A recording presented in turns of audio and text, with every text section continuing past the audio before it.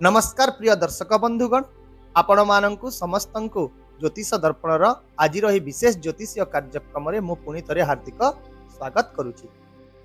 तेबे आज मु मोर प्रिय वृष राशि दर्शक मानंकु विशेष भाव में गोटे कथा कहवाकू चाहूँगी जे दीर्घ समय धरी आपण जो समय पाई अपेक्षा रही फाइनाली सही समय आसवाकू जाउछि एवं मु एहा बिना कारण रे केबे भी कहूना। यह पछरे एक गभीर भाव में शक्तिशाली कारण रही एवं सही कारणटी हेउछि आपणक कुंडलीर अत्यंत शुभ जोगकारक ग्रह शनि महाराज गति रे परिवर्तन हेबाकू जाउछि। हाँ बंधुगण, आपण ठीक शुणिले, शनि जे कि आपणक भाग्य घर सहित आपणक कर्म घर मध्य स्वामी होइतांती। जो शनि आपणक जीवन रे कर्म एवं भाग्य उभयर द्वार खोलिवार शक्ति रखिथांती एवं गत किछि मास धरी सही शनि वक्री अवस्था रे गति करुछन्ति, जोटा कि विपरीत दिगरे गति करुछन्ति, जहा द्वारा आपणक जीवन रे अनेक गुड़िए बाधा जटिलता एवं अभियोग मध्य सृष्टि हेबारे लागिछि। किंतु वर्तमान सही समय निश्चित भाव में बदलिबाकू जाउछि। मन रखंतु 28 नवेम्बर 2025 रे शनि तांकर वक्री गति छाड़ी सीधा सड़क गति आरंभ करिवे। तेबे एही ग्रह सीधा सड़क मोड़ नेबा मात्रे आपण निज जीवन रे सही परिवर्तन गुड़िक, सही स्थिरता एवं सही आश्वस्ति अनुभव करिवे, जहाकू कि आपण बहुत दिन अपेक्षा करि रहिथिले। एवं एही मार्गीर प्रभाव केवल गोटिए दिनर प्रभाव नुहे, ताहा 28 नवेम्बर 2025 रु 27 जुलाई 2026 पर्यंत रहिबो। एवं एही प्रभाव माध्यम रे आपणक जीवन रे रहितबा अनेक जटिलता समस्या गुड़िक गोटिए परे गोटिए दूर हेबाकू लागिबो।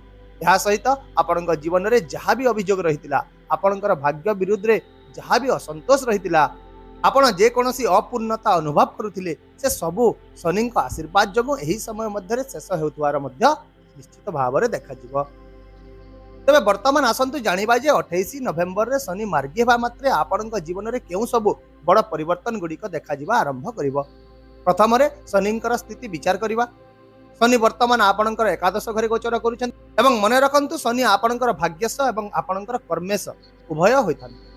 तेबे जेतेबेले भाग्यश एवं कर्मेश ग्रह एकादश घरे सीधा सड़क भाव में गोचर करिथांती, प्रथम रे यार फलाफल जोटी प्रतिफलित हुए ताहा हेउची सेही घर जोठारे सेही ग्रह निजे रहिथांती, अर्थात एकादश घर।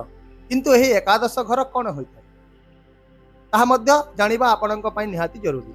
यह हेउची आपणक आयर घर, यह आपणक रोजगार घर, यह आपणक इच्छार घर, यह आपणकर छोट छोट रोगर घर, यह आपणकर बड़ भाई भौणी मानकर घर। एवं जेतेबेले एते बड़ ग्रह शनि यही स्थिति सीधा सड़क फल देवा आरंभ करते, सेतेबेले आपण सबुठु प्रथमे निजर आय रे वृद्धि देखा पाइबे। एबे अनेक लोक भाबुथिबे जे आय हठात किपरि भाव में बढ़ी जिवो। तेबे बंधुगण, यह स्वाभाविक कथा अटे जे आपणकर आय केवल सेतेबेले वृद्धि पाइबो जेतेबेले आपण निज चाकरी रे पदोन्नति देखिबाकू पाइबे, आपणकर दरमा वृद्धि पाइबाकू लागिबो, किंबा आपण एक नूतन चाकरीर सुजोग मध्य पाइबे।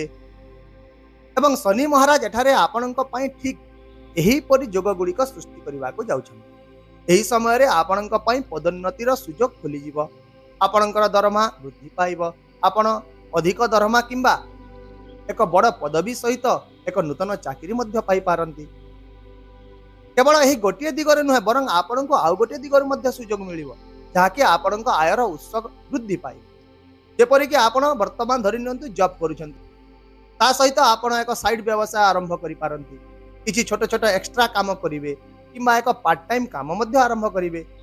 ताहेले शनि महाराज आपण को एही सब काम रे मध्य स्थिरता एवं लाभ प्रदान करिवे, जहा फल रे आपणकर सामग्रिक आय सुंदर भाव में वृद्धि पाइबो।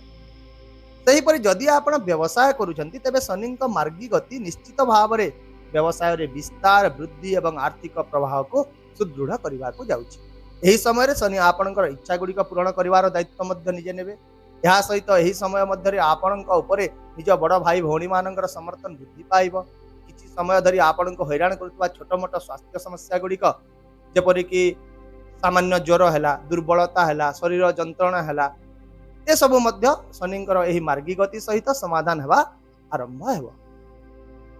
तेबे वर्तमान आसंतु शनिंकर दृष्टि गुड़िक विषय रे आलोचना करिबा। कारण अनेक लोक यही भूल धारणा रे वर्तमान पर्यंत अछंती जे शनि जेउठारे बसितांते सेठारे ही शुभ फल प्रदान करितांते, एवं जेउ घर को से दृष्टि दियंती ना, केवल सेठी क्षति ही क्षति होई हेले यह हेउची पूरापूरी भाव में असंपूर्ण सूचना।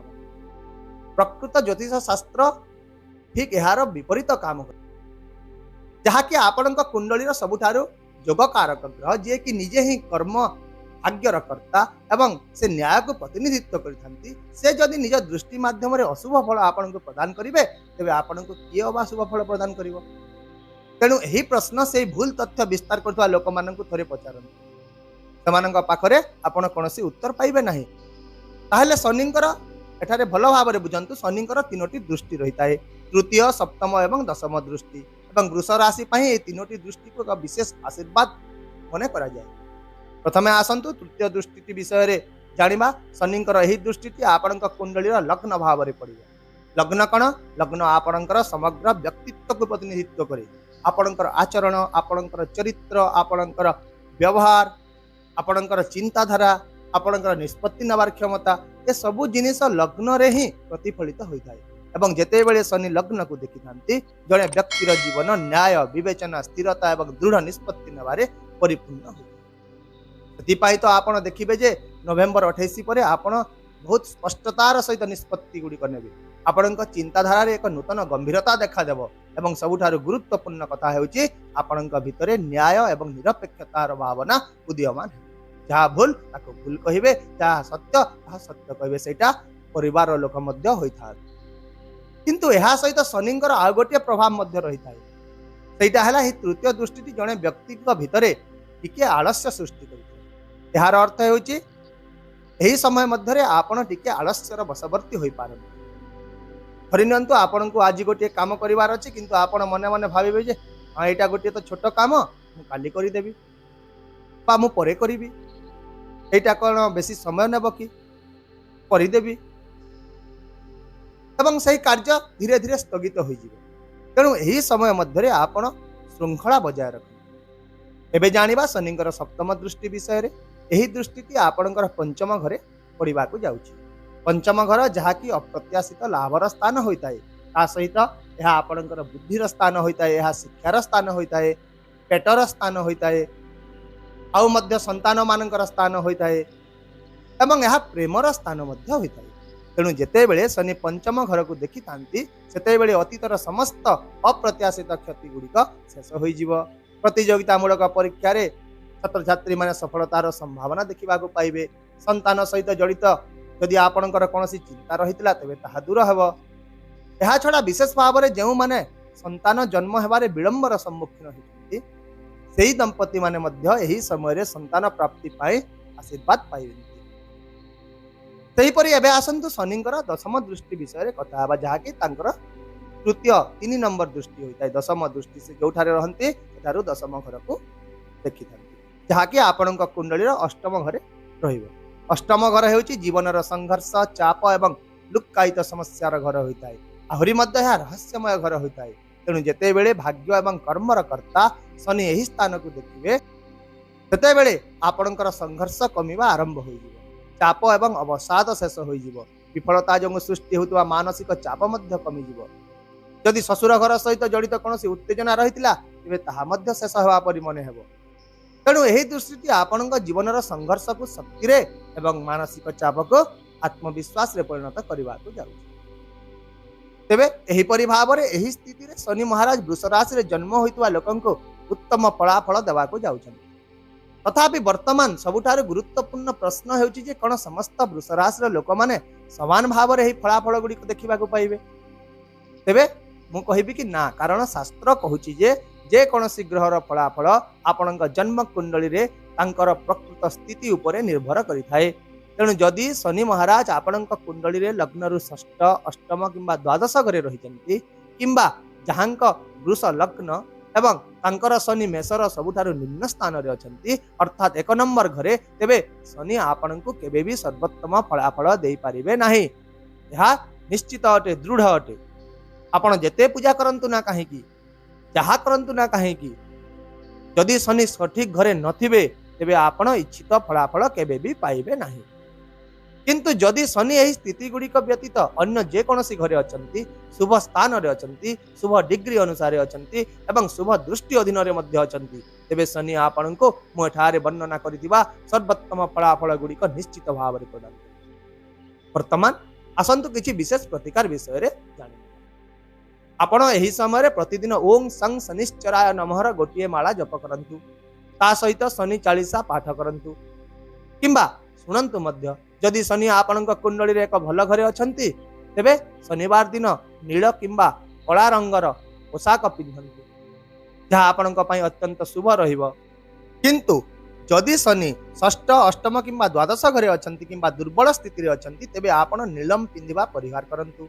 आपण शनिवार दिन कला किंबा नील रंग मध्य पिंधंतु नाही, कारण शनिक भूल स्थिति रे नीलम पिंधिबा निजे ही निज पादरे कुराड़ी मारिबा परि होइते।